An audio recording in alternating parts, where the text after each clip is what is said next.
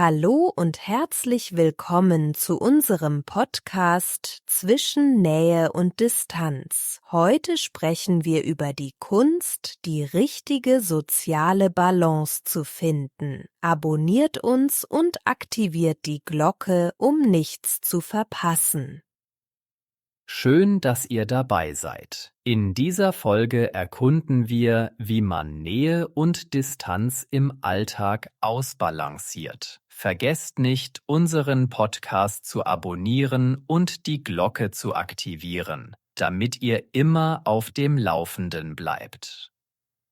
Heute sprechen wir über Nähe und Distanz. Diese Begriffe verwenden wir oft, aber was bedeuten sie wirklich im Alltag? Nähe kann körperlich sein, aber auch emotional. Wenn wir jemandem nah sind, fühlen wir uns verbunden. Genau. Und Distanz kann das Gegenteil sein. Sie kann physisch sein, wenn wir weit entfernt von jemandem sind, aber auch emotional, wenn wir uns von jemandem entfernen oder entfremden. Diese Konzepte sind wichtig, um unsere Beziehungen zu verstehen. Denk mal an eine Umarmung. Eine Umarmung zeigt körperliche Nähe, aber es bedeutet auch, dass wir uns wohl und sicher fühlen bei der Person. Emotional ist es ein Zeichen von Vertrauen und Geborgenheit. Richtig. Und dann gibt es Momente, in denen wir Distanz brauchen. Vielleicht um nachzudenken oder um eine Situation besser zu verstehen. Manchmal hilft es, Abstand zu nehmen, um klarer zu sehen, was man wirklich fühlt. Ja, und das ist nicht immer negativ. Distanz kann helfen, Probleme zu lösen oder Konflikte zu vermeiden. Es gibt uns Raum, um unsere Gedanken zu ordnen und zu entscheiden, was wir wirklich wollen. Interessant ist auch, wie Kultur unsere Wahrnehmung von Nähe und Distanz beeinflusst. In manchen Kulturen ist es normal, sich zur Begrüßung zu umarmen. In anderen hält man lieber etwas Abstand. Das stimmt. Unsere Umgebung und unsere Erziehung formen, wie wir Nähe und Distanz erleben. Diese Einflüsse bestimmen, wie wir auf andere zugehen und wie wir reagieren, wenn jemand in unsere persönliche Zone tritt.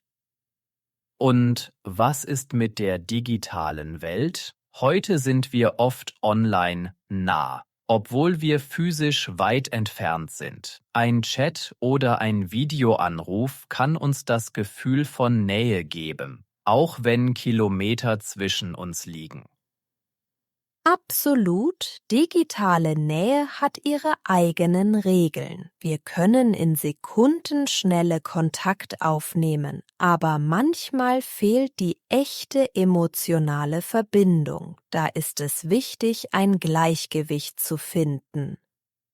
Vielleicht ist es eine Frage der Balance. Zu viel Nähe kann erdrückend sein. Zu viel Distanz macht einsam. Es geht darum, wie wir beides in unserem Leben integrieren und an unsere Bedürfnisse anpassen. Das ist ein guter Punkt. Jeder Mensch ist unterschiedlich und es ist wichtig, diese Unterschiede zu respektieren. Was für den einen angenehm ist, kann für den anderen zu nah oder zu distanziert sein. Und deshalb sollten wir offen und ehrlich kommunizieren. So können wir Missverständnisse vermeiden und besser verstehen, was uns und anderen wichtig ist. Nähe und Distanz sind dynamisch und verändern sich mit der Zeit. Ja, und wenn wir das verstehen, können wir harmonischere Beziehungen führen. Es geht darum, aufeinander zuzugehen und gleichzeitig den nötigen Raum zu lassen.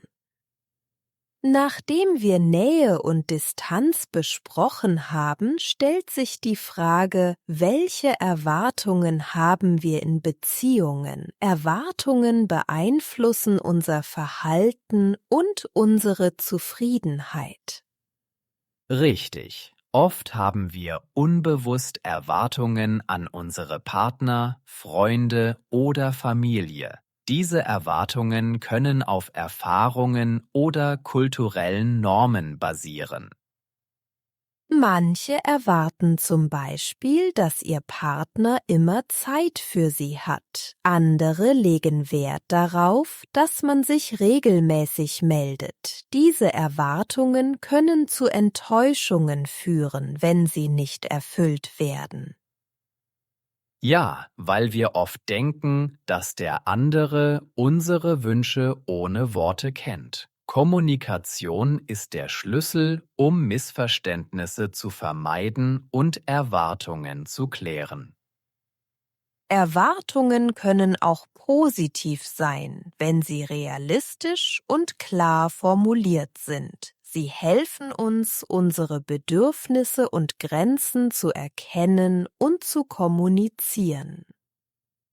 Es ist wichtig, Erwartungen zu reflektieren und zu hinterfragen. Sind sie realistisch? Sind sie fair gegenüber dem anderen? Oft hilft es, darüber zu sprechen, was man voneinander erwartet. Erwartungen sind auch dynamisch. Sie können sich mit der Zeit ändern, genau wie die Beziehung selbst. Flexibilität ist wichtig, um mit diesen Veränderungen umzugehen. Genau, in einer neuen Beziehung sind die Erwartungen oft anders als in einer langjährigen. Es ist wichtig, sich anzupassen und offen für Veränderungen zu sein. Beziehungen sind ein Geben und Nehmen. Beide Seiten sollten ihre Erwartungen ausdrücken können und bereit sein, Kompromisse einzugehen. Manchmal entstehen Konflikte, weil Erwartungen nicht übereinstimmen. In solchen Momenten hilft es, geduldig zu sein und gemeinsam nach Lösungen zu suchen. Auch kulturelle Unterschiede spielen eine Rolle. In manchen Kulturen gibt es andere Erwartungen an Partner oder Freunde, was zu Missverständnissen führen kann.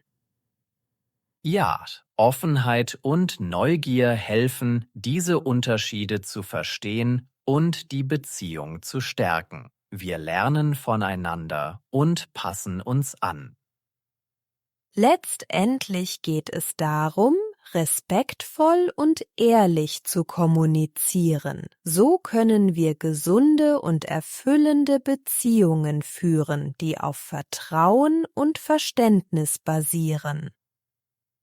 Erwartungen sind ein Teil jeder Beziehung. Wenn wir sie bewusst wahrnehmen und darüber sprechen, können wir viele Probleme vermeiden.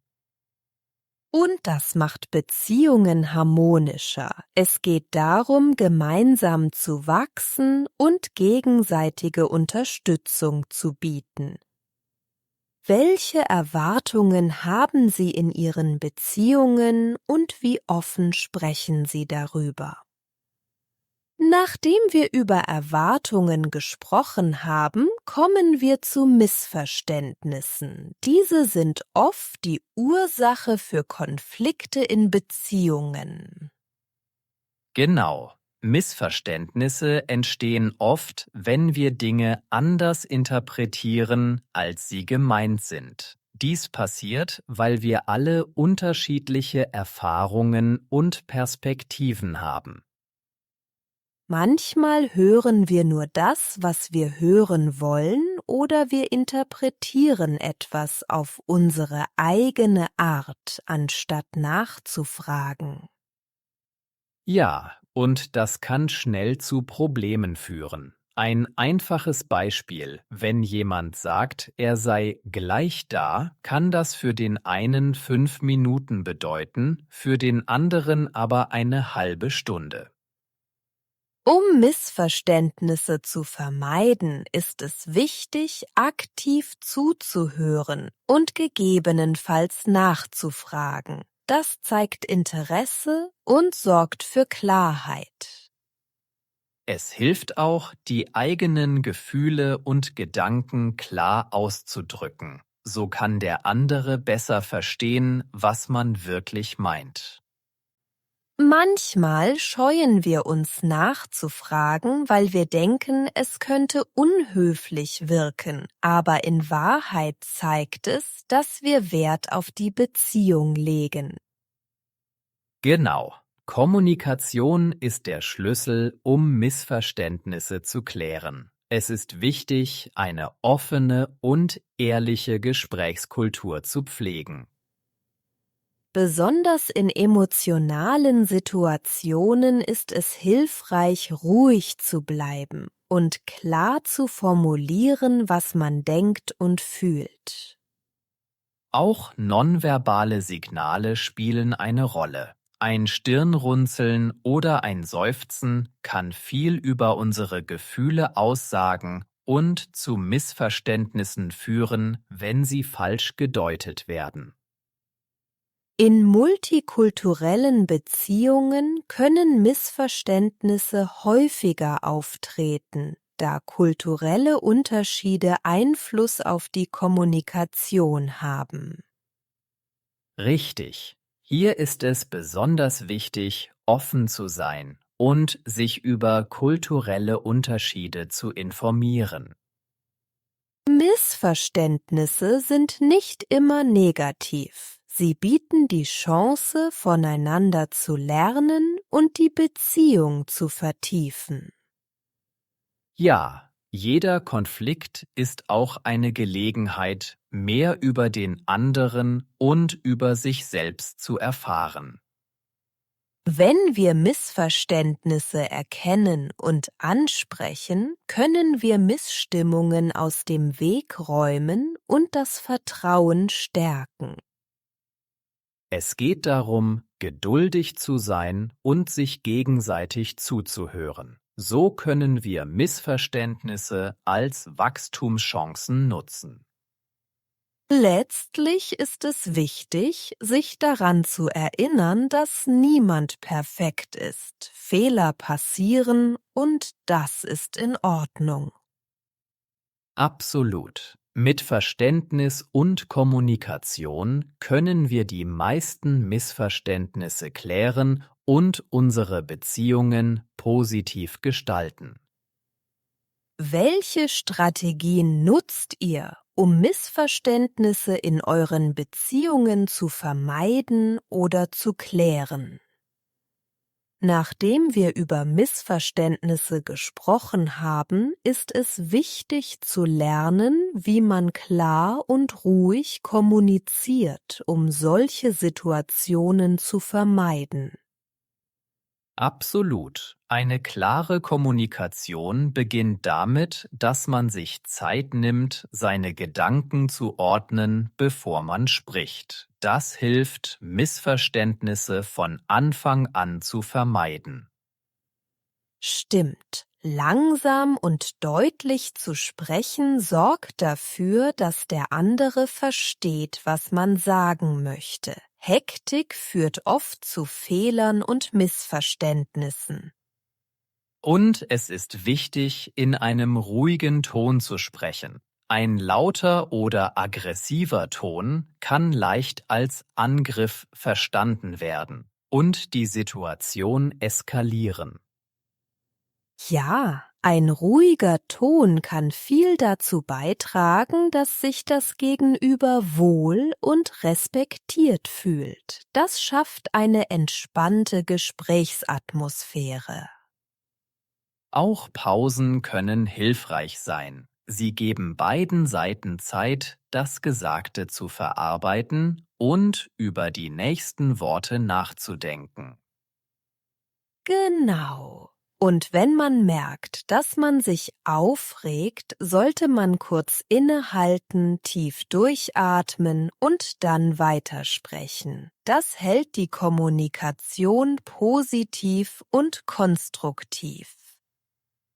Aktiv zuhören ist ebenfalls entscheidend. Das bedeutet, dem anderen die volle Aufmerksamkeit zu schenken und nicht gleich auf eine Antwort zu warten. Und bei Unsicherheiten nachzufragen zeigt, dass man wirklich verstehen will, was der andere meint. Das macht die Kommunikation viel effektiver. Man sollte auch darauf achten, Ich-Botschaften zu verwenden. Das hilft, die eigenen Gefühle auszudrücken, ohne den anderen anzugreifen. Richtig. Anstatt zu sagen, du machst das immer falsch, könnte man sagen, ich fühle mich unsicher, wenn das passiert. Das ist weniger konfrontativ. Außerdem ist es wichtig, offen für die Meinung des anderen zu sein und nicht sofort zu urteilen. Jeder hat das Recht auf seine Sichtweise. Ja, und manchmal hilft es, sich in die Lage des anderen zu versetzen, um besser zu verstehen, warum er so denkt oder fühlt. Wenn wir klar und ruhig kommunizieren, können wir nicht nur Missverständnisse vermeiden, sondern auch tiefere Verbindungen zu unseren Mitmenschen aufbauen. Und das stärkt letztlich das Vertrauen und die Harmonie in unseren Beziehungen. Klarheit und Ruhe sind die Basis für eine gelungene Kommunikation. Es erfordert Übung, aber mit der Zeit wird es einfacher und die positiven Effekte sind schnell spürbar.